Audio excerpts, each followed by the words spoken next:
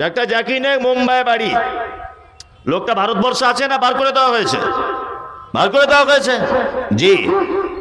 তা আমি যখন প্রথম বক্তব্য রাখি তখন আমি বলেছিলাম যে ভারত সরকার মনে হয় চক্রান্ত করে বার করে দিয়েছে।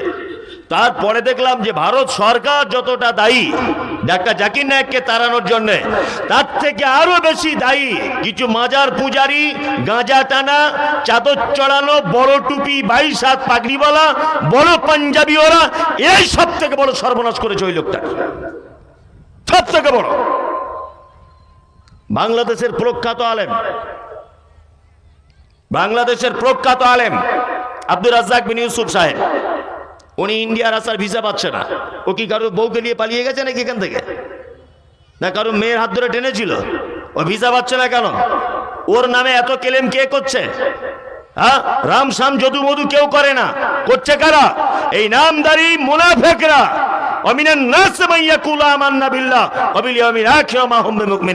এই তালিকাভুক্ত কিছু মুসলিম মুনাফিকরা। ওই জন্য বলছি, দাড়ি আছে বলে, টুপি আছে বলি সহজে বিশ্বাস করতে যাবেন না। কি বললাম বুঝলেন? এখন এই ঘন ঘন টুপি পড়া, আর দেখবেন এই ঘন ঘন পাগড়ি পড়া, আর ঘন ঘন মাথায় টুপি দেওয়া, আর মসজিদে গিয়ে নামাজ পড়া, ইদানিং দেখতে পাবেন বেশি, এরপরে আর দেখতে পাবেন না। আর কিছু নেতাদের দেখছি বাচ্চা ছেলে পায়খানা করে ছুচিয়ে দিচ্ছে পানি দিয়ে, মানে ও কি, ও সিজনাল দরদ, সিজনাল ভালোবাসা। ইলেকশন চলছে এখন, এই জন্যে বাংলা ইলেকশন কিছুদিন পর, এই জন্যে। শুনুন একটা কথা আপনাদেরকে বলি, সারা পৃথিবীর ইতিহাস যদি আপনি চর্চা যদি করেন, তাহলে সব থেকে বেশি ক্ষতি করেছে নামধারী মুসলিম মুনাফিকরা। কিছুদিন আগে নুপুর শর্মা বলে একটা মেয়ে আল্লাহ নবী সাল্লাল্লাহু আলাইহি ওয়াসাল্লামের ব্যাপারে অনেক গালাগালি করেছিল, জানেন আপনারা? জানেন? বাংলা, বিহার, ঝাড়খণ্ডের মানুষ অনেক প্রতিবাদ করেছিলেন। আরে নুপুর শর্মা তো আজকে বলেছে যে আল্লাহ নবী আর আয়েশার ব্যাপারে কথা বলেছেন আজকে। তারও 20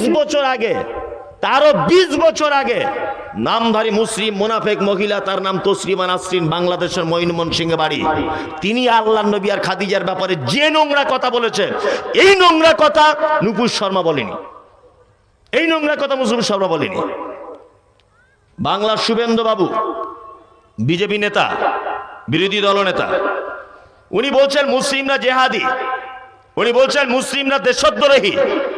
আরে মুসলিমরা দেশদ্রোহী, মুসলিমরা জেহাদি, এটা তো শুভেন্দু বাবু কালকে বিজেপি দল করতে গিয়ে কথা বলেছে। তার আগেও আমার কাছে ভিডিও ফুটেজ আছে, আপনাকে আমি দেখাতে পারি। ফুরফুরা শরীফের একটা পীর সাহেব, তার নাম হচ্ছে আব্বাস সিদ্দিকী। শুভেন্দু অধিকারী যখন থেকে বলছে মুসলিমরা দেশদ্রোহী, আব্বাস সিদ্দিকী তার থেকে 10 বছর আগে বলেছে আহলে হাদিস মানি ইহুদির দালাল, আহলে হাদিস মানি দেশদ্রোহী। তাবলীগ জামাতের আমির সাহেবদেরকে বেঁধে বেঁধে ধরে পিটতে হবে, আহলে হাদিসদের যেখানেই পাবে সেইখানে আটকাও, এরা হচ্ছে বিজেপির দালাল, এরা আরএসএস এর দালাল। এই ভাষণ আগে দিয়েছে আব্বাস সিদ্দিকী, তার 10 বছর পরে শুভেন্দু অধিকারী বলেছে।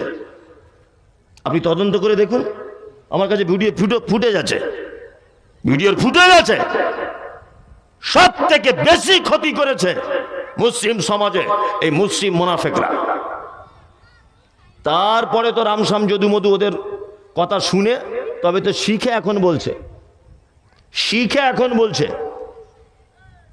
কি বললাম বুঝলেন তো? আল্লাহ তুমি আমাদেরকে মুনাফিক চিহ্নিত করার ক্ষমতা দাও, আর এদের পাল্লাতে যেন জীবনে না পারি, কোনোদিন এদের পাল্লাতে যেন না পড়ে যায়। আল্লাহ তুমি আমাদের আপাতত এইটুকু দোয়া গভীর রাত্রিতে কবুল করে না, বলুন আমিন আমিন। এবার আমি আর একটা লোকের পরিচয় দিই। সাহেব একটু পানির বোতলটা দাম, একটু পানি খাই, পানি খেতে হতো। আর একটা লোকের পরিচয় দিব, দিই। আপনারা বসে আছেন যখন, বিসমিল্লাহ।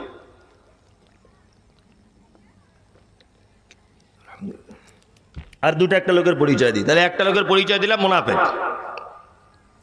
তার সে কত খাতারনাক, এটা ওটা সব কিছু বললাম।